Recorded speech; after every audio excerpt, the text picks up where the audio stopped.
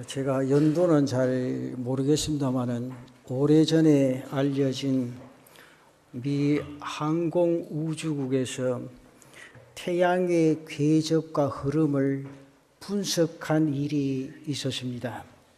우주선을 쏘아 올리려고 할 때 우주에는 행성이나 또 유성이라든지 변수가 많기 때문에 쏘아 올리는 일은 그리 간단하지 않다, 그렇게 생각을 합니다. 그래서 과학자들이 우주선을 발사할 위치를 정확하게 정하기 위해서 시간을 추적을 합니다. 컴퓨터를 사용해서 지금까지 흘러간 시간들을 추적했는데 작동하던 컴퓨터가 23시간 20분, 40분 부족한 그 24시간 신호를 컴퓨터를 통해서 보냅니다. 이 과학자들이 그 원인을 몰라가지고 뭐지 그 앞에 서로가 보면서 머리를 걸쩍걸쩍이면서 도무지 이해를 할 수가 없는 거예요. 그 가운데 주일학교 때 교회 다니던 이제 젊은 사람이 한마디 말합니다. 성경에 보면 태양이 멈췄다는 기록이 있는데 우리가 그것을 찾아보면 어떻겠냐, 그 설명을 합니다. 이들이 정말 그런 기록이 있느냐 해서 호기심을 가지고 성경을 찾기를 시작합니다. 성경을 보던 그들은 먼저 23시간 20분의 그 행방을 찾아내게 됩니다. 오늘 본문의 여호수아 사건에서 그 단서를 찾는 거지요. 이 여호수아 10장 13절에 보면 이렇게 나옵니다. 태양이 머물고 달이 멈추기를 백성이 그 대적에게 원수를 갚기까지 하였느니라. 야살의 책에 태양이 중천에 머물러서 그 다음 나옵니다. 거의 종일토록 속히 내려가지 아니하였다. 이 말씀 가운데서 23시간 20분을 찾습니다. 과학자들은 또 나머지 40분의 행방을 찾기를 시작합니다. 그랬더니 열왕기하 20장에 히스기야 왕 때도 10도가 후퇴한 사실을 밝혀낼 수가 있습니다. 열왕기하 20장 11절에 보면 선지자 이사야가 여호와께 간구하매 아하스의 해시계 위에 나아갔던 해 그림자를 10도 뒤로 물러가게 하셨더라. 10도를 계산해 보니 정확하게 40분이 되더라는 거죠. 과학이 성경을 입증하는 놀라운 사건이 일어났습니다. 한 해를 시작한 것이 여러분 가만히 생각해 보면 엊그제 같습니다. 세월이 참 빠르다, 그렇게 생각이 되어집니다. 인생의 속도는 인생의 나이에 비례한다, 그런 말이 있죠. 이 시간이 지나가는 속도감이 10대에는 10km로 느껴지고 20대는 20km로 느껴지고 50대는 50km로 느껴진다. 그런데 중요한 것은 70대, 80대가 넘어가면 70대부터는 80km로 느껴진다. 한 해 한 해 지나가면서 이것이 얼마나 실감되는지 우리가 생각해 볼 필요가 있습니다. 태양을 붙들어 매든지 지구의 자전을 멈추든지 시간을 좀 붙들어 매면 좋겠다, 그런 생각이 듭니까? 저는 별로 안 들어요. 그런데 제가 후배 목사들 보면 꼭 내가 이야기해 주는 이야기가 있습니다. 몸이 아직 불편해서 연세가 드신 분이 병원에 입원해 있을 때 목사의 손을 꼭 붙잡고 목사님 빨리 천국에 가도록 기도해 달라고 하거든. 절대 하지 마라. 그건 하면 네가 다음날 대부분 보따리 싸야 되는 날이다. 내가 가야 되겠다고 생각하면 더 살고 싶다는 애원이니까 하나님이 손 붙들고 하나님이 붙들어 주시고 하나님이 앞으로 10년, 50년, 100선을 더 살게 해 주옵소서. 그러면 그분이 아멘 하는가 안 하는가 진짜 보라고. 근데 내일 천국 가게 해 주시옵소서 하면 아멘 소리 안 나오면 넌 내일 보따리 싸야 된다고. 그러나 가만히 한번 생각해 봅시다. 내가 태양을 멈추고 시간을 벌어도 내 자신이 바뀌지 아니하면 사람이 바뀌지 아니하면 삶의 내용은 여전히 똑같은 반복입니다. 쉽게 말하면 별 의미가 없다는 거죠.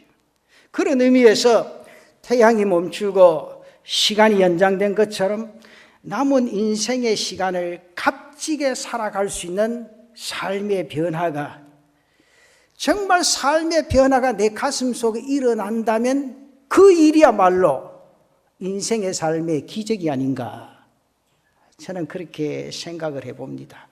오늘 본문에서 여호수아는 하나님께 기도하면서 태양을 향해 명령을 하죠. 여러분이 굉장히 중요합니다. 12절 말씀이 뭐라고 나옵니까?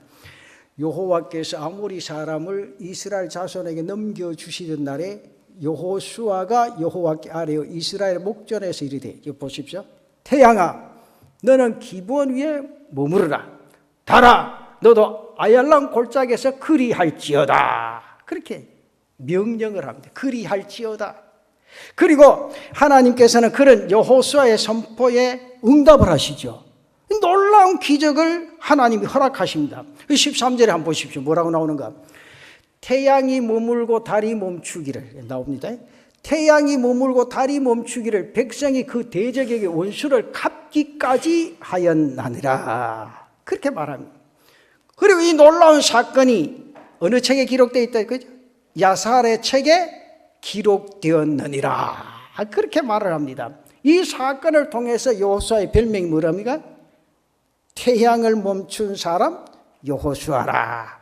그렇게 많은 사람들이 말을 합니다. 하나님께서는 기꺼이 여호수아의 외침을 들어주시고 태양을 멈추게 하셨습니다.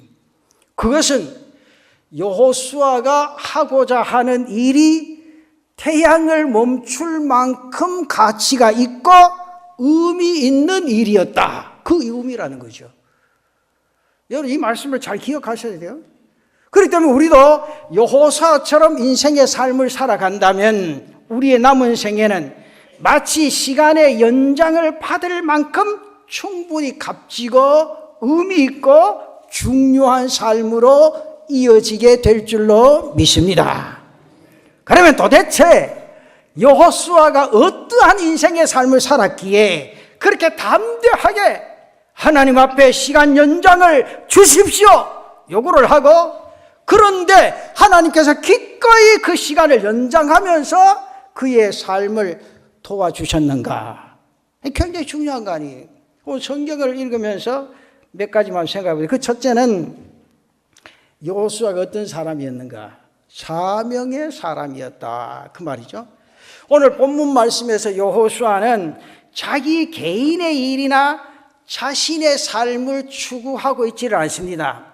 여호수아는 바로 하나님이 맡기신 사명을 수행하고 있었다는 거죠. 본문 12절 말씀에 보면 그렇게 나옵니다. 여호와께서 아모리 사람을 이스라엘 자손에게 넘겨주시던 날에, 이 말씀 잘 보세요. 여호와께서 아모리 사람을 이스라엘 자손에게 넘겨주시던 날에 여호수아가 여호와께 아뢰어 이스라엘의 목전에서 이르되 태양아 너는 기브온 위에 머무르라. 그렇게 말합니다. 당시 여호수아는 아모리 족속과 싸우고 있었습니다. 그 전쟁의 원인을 잠시 생각하면 내용이 이렇습니다. 기브온 족속이 이스라엘 민족에게 길을 내주고 화친을 합니다. 길을 내주고 화친을 했다는 그 이유 때문에 아모레 족속의 그 5방이 힘을 합칩니다. 그리고 기브온을 포위를 합니다. 기브온 사람들이 전멸의 위기에서 급하게 여호수아에게 자신들의 그 어려운 형편의 그 도움을 요청을 합니다. 기브온은 이스라엘에게 귀한 족속들입니다. 그렇기 때문에 이 사람들은 이스라엘 백성과 동일한 하나님의 백성으로 여겨집니다. 그러므로 기브온을 핍박한다는 것은 다시 말씀드려서 이스라엘을 핍박하는 그런 일이었습니다. 그 기브온을 백성을 진멸하겠다는 것은 곧 이스라엘을 멸해버리겠다는 것과 같은 내용입니다. 기브온의 위기는 곧 이스라엘의 위기라. 어떤 일이 있어도 그들을 힘써서 구해야 될 그런 사명이 있었습니다. 또 그들을 구출하는 것은 또한 하나님의 명령이기도 합니다. 아모레 족속을 멸하고 기브온 족속을 구원한다는 것은 하나님께서 여호수아에게 부여한 사명이었습니다. 그래서 여호수아는 군대를 이끌고 밤을 새워 달려갑니다. 그래서 아모리 족속과 함께 싸우게 됩니다. 여호수아는 자신에게 맡겨진 그 사명을 위해서 자신의 안위를 돌보지 않고 즉각 행동으로 옮기고 헌신하는 그런 사람이었습니다. 사랑하는 성도 여러분, 우리도 여호수아처럼 사명을 위해 살아간다면 그 살아가는 인생의 삶은 하나님이 시간을 연장시켜서라도 지키고 싶은 값진 인생의 삶이 되어질 것이라 그 말이죠. 이 세상에 수많은 사람들 가운데 하나님 우리를 불러주셨습니다. 그리고 우리 각자에게 하나님이 사명을 주셨습니다. 그 사명을 위해 이 땅 위의 인생의 삶을 살아가 보자 그 말이죠. 그 사명을 위해 살아가면 여러분의 인생의 삶은 누가 책임지십니까? 그래요. 우리가 가만히 보면 자신의 삶은 마음대로 살아놓고 그 다음 책임을 누구한테 돌립니까? 그게 문제지요. 그래서 오늘 이 말씀을 생각하면서 저나 여러분들이나 여호수아처럼 사명자의 삶을 살아갈 때 하나님 여러분들 통한 역사가 분명하게 일어나게 될 줄로 믿습니다. 그 다음에 두 번째는 여호수아는 때의 소중함을 알았다. 때의 소중함. 여호수아는 하나님의 사명을 받고 즉 나아가서 아모리 족속과 전쟁을 벌입니다. 그런데 적을 무찌르는데 시간이 너무 부족합니다. 해가 뉘엿뉘엿 저물어 가고 있습니다. 날이 저물기 전에 대적들을 무찔러야 되는데 도무지 그를 다 무찌를 수가 없었습니다. 그럴 때 태양을 멈추고 하나님 앞에 시간을 연장해 주십시오. 간곡하게 외칩니다. 여러분 이 말씀을 생각하면서 여러분 느끼는 게 없어요? 우리의 일반적인 생각으로는 해가 지금 못 자면 됩니까? 잠 좀 자지. 그거 언제 하면 됩니까? 해 뜨면 하면 되지. 그럼 생각이 안 그래요? 어떻습니까? 그런데요, 여기 태양을 멈추고 시간을 연장해 달라는 여호수아의 기도는요, 어찌 보면 좀 무리한가 아닌가 그런 생각도 들기가 쉽습니다. 그런데 여기 우리 장로님들이 보시면 군에 갔다 오신 분들 다 아시지만 옛날에 또 장교분도 계시니까 전쟁에 참가해 보신 분들은 알죠. 저는 아직 전쟁에 참가 못 해봤는데 계엄 있을 때 그 어떠한 상황을 우리가 대처하는 그건 굉장히 많이 했죠. 제가 군에 있을 때 계엄 선포돼 가지고 난리가 났을 때 있었는데, 근데 여러분 가만히 보면 우리가 그 교육을 받을 때 보면 전투는요 한번 승기를 잡았을 때 밀어붙여야 된다는 거죠. 운동 경기 하는 때도 마찬가지더라고요. 그 흐름을 많이 탄다 그러더라고요. 잘 될 때 계속 날씨가 좋아서 밀어붙여야 막 이어보는데 잘 되다가 비가 오고 이러면 또 하루 쉬고 이틀 쉬면 또 흐름이 틀려진대요. 그런데 제일 중요한 것은 전투할 때라는 거예요. 전투의 승기를 잡았을 때 갑자기 밀어붙이고 끝내버려야 되지. 왜냐하면 그 상황이 언제 변할지 모른다.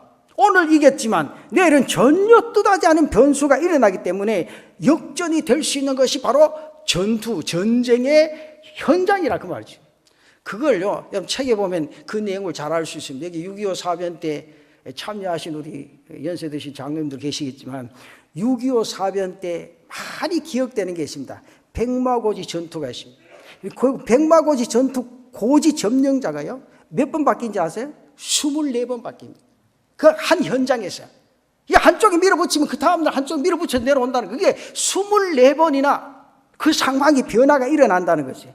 그래서 아군이나 적군을 포함해서 14,000명의 사상자를 낸 최악의 전투가 바로 백마고지 전투라 그렇게 말합니다. 이것이 바로 전투의 상황이요 전투의 현장입니다. 오늘 본문 전투 상황이 꼭 이와 같은 상황이었지 아니한가 그렇게 생각해 볼 수도 있습니다. 때문에 여호수아의 간절한 기도는 무모함이 아니라 저는 생각할 때 절박함이었다. 무모함이 아니라 절박함. 하나님이 지금 태양을 멈춰주시지 않으면 이 전쟁에서 도무지 이길 수 없다는 그 간절함, 절박함으로 하나님 앞에 부르짖었다. 왜냐하면 승기를 잡은 때에 그것을 완수하지 못하면 언제 그 뒤에 예기치 못한 상황이 일어날지 모르기 때문에 얼마나 많은 희생이나 대가를 치러야 될 것인가. 오늘 그 절박함이 오늘 이 말씀 속에 담겨져 있다. 그렇게 생각하시면 돼요. 그렇습니다. 저는 그렇게 생각합니다. 모든 것에는 분명히 때가 있습니다. 흔히 가리켜서 인생을 때의 예술이라 그렇게 말합니다. 공부할 때 공부해야 됩니다.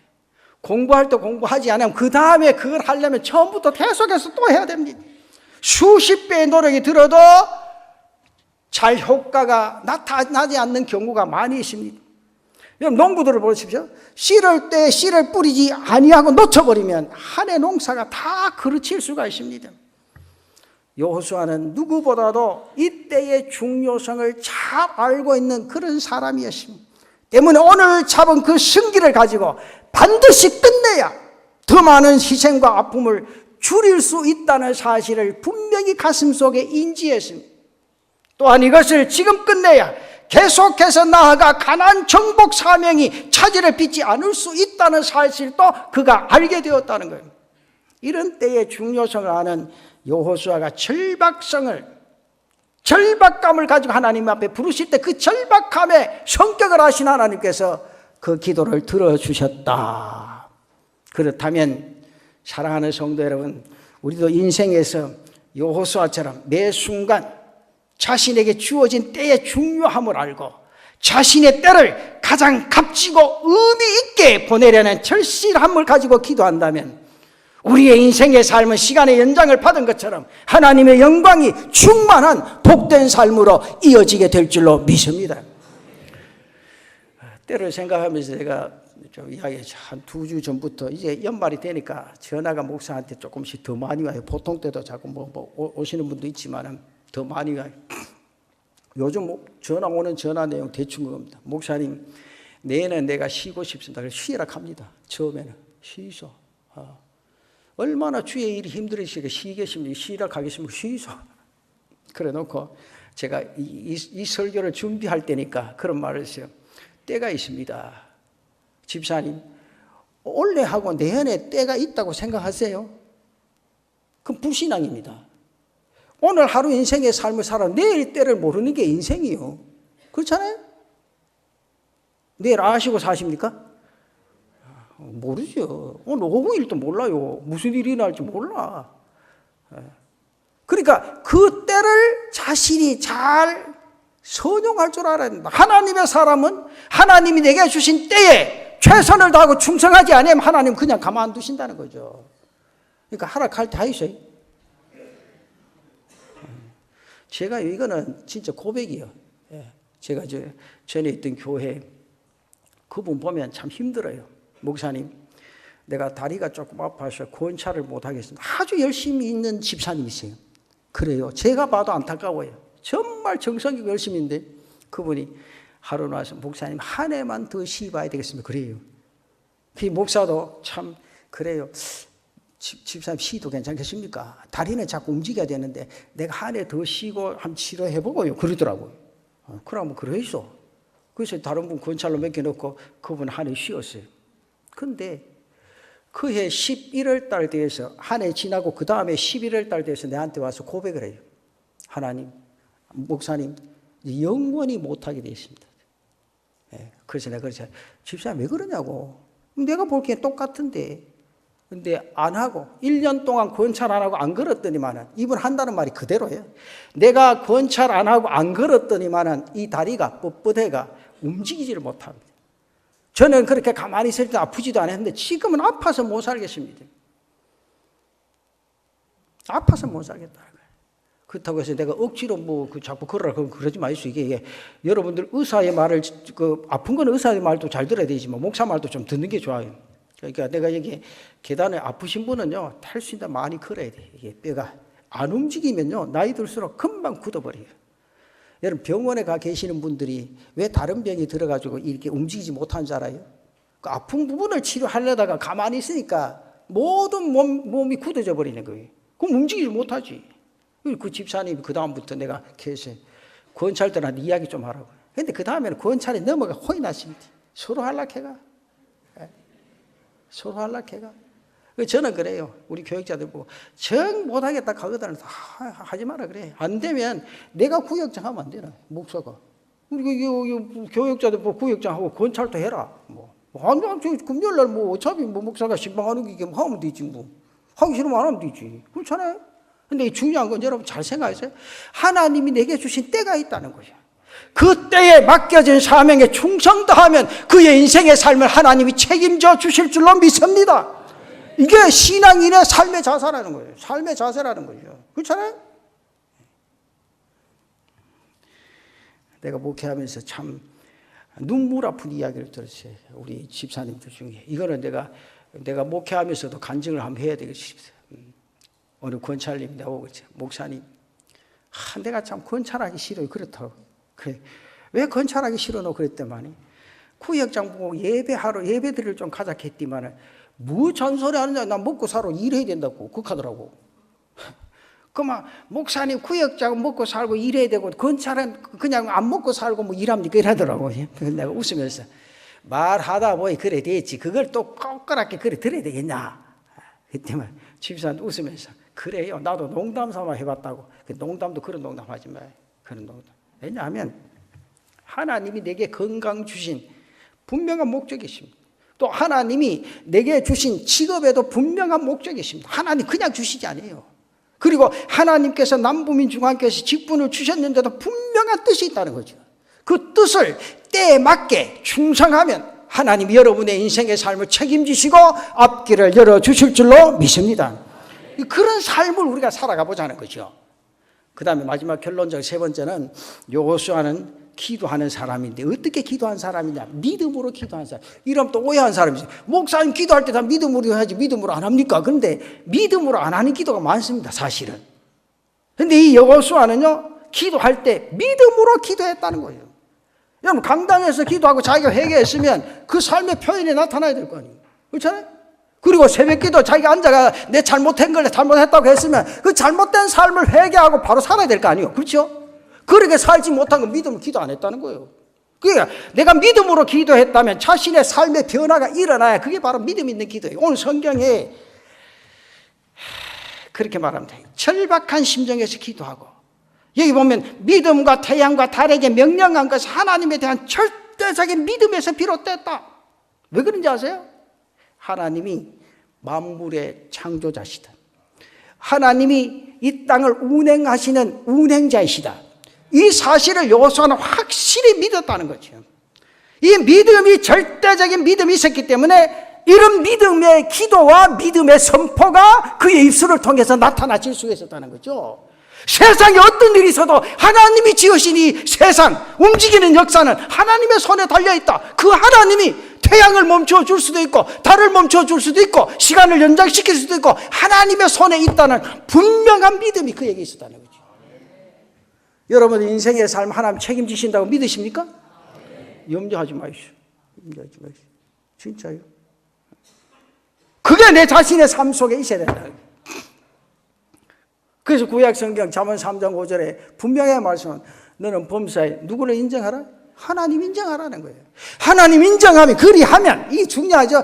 성경에 보면 꼭 앞부분이 굉장히 중요합니다. 그냥 여러분들이 성경 보면 뒤에 축복된 것만 자꾸 있고 하나님 축복이 그게 아니고 그 앞에 네가 그렇게 살면 내가 이렇게 해주겠다 분명한 말씀이 있고 여기는 보면 너는 범사에 그를 하나님 인정하라는 거죠. 하나님 인정하라는 건 뭘 인정하라는 거예요? 말씀을 인정하라. 말씀을 받아들여라. 하나님 말씀을 믿으라. 그리하면 내 길을 지도하시리라. 이게 중요하지.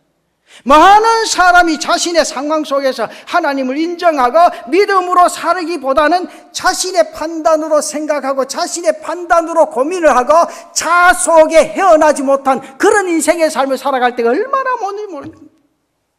그래서 고민하고 주저하다가 중요한 인생의 때를 흘러보내고 후회하는 인생의 삶을 얼마나 합니까? 그런데 여호수아는 그렇게 살지 않았습니다. 그에게는 이 일은 하나님이 나에게 맡기신 일이다.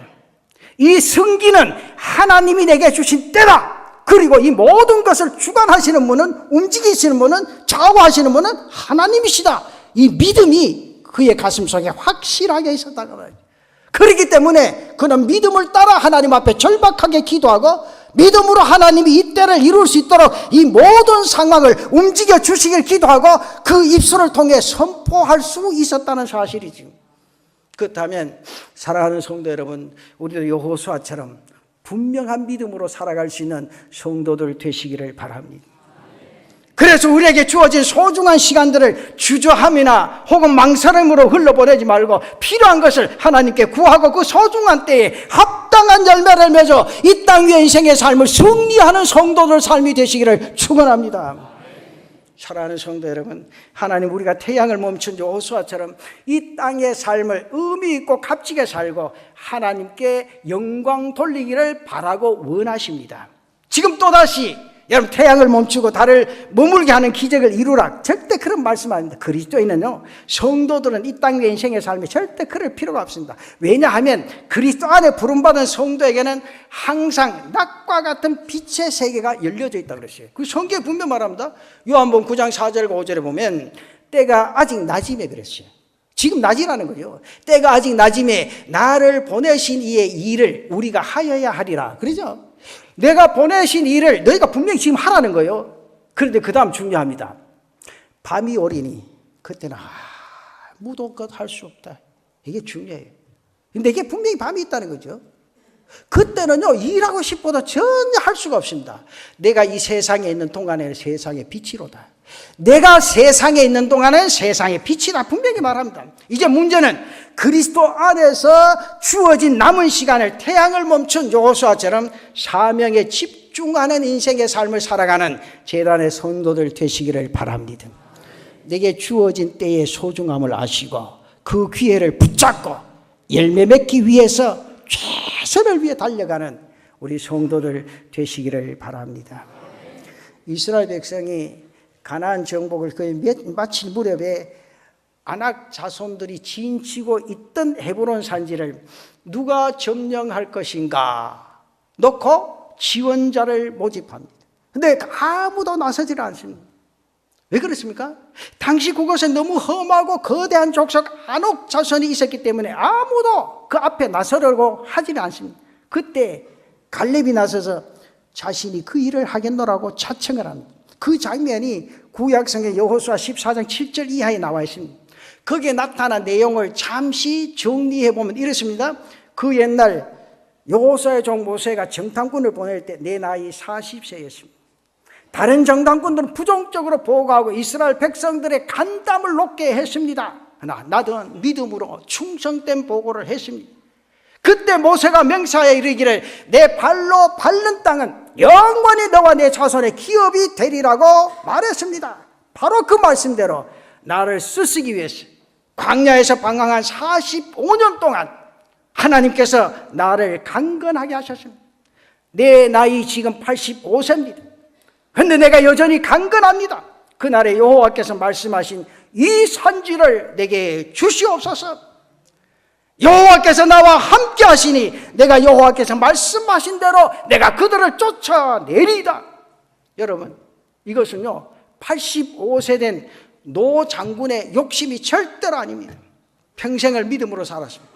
평생을 사명감으로 살았습니다.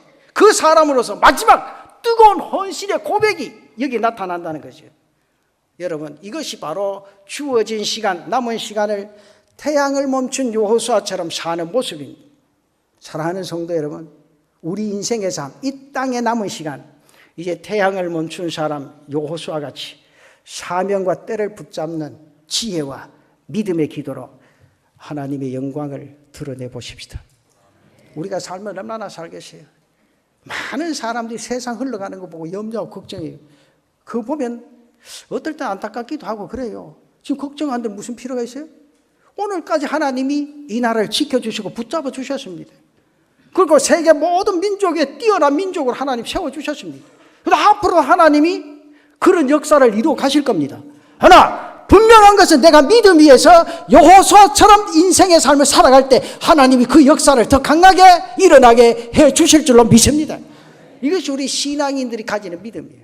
그렇다면 우리는 이 제단에 엎드려 요한처럼 간절하게 하나님 앞에 기도하고 정말 내게 주어진 때에 최선을 다하고 하나님 앞에 몸바쳐 충성하여 하나님의 뜻을 이루어갈 수 있는 저와 여러분들 되시기를 바랍니다.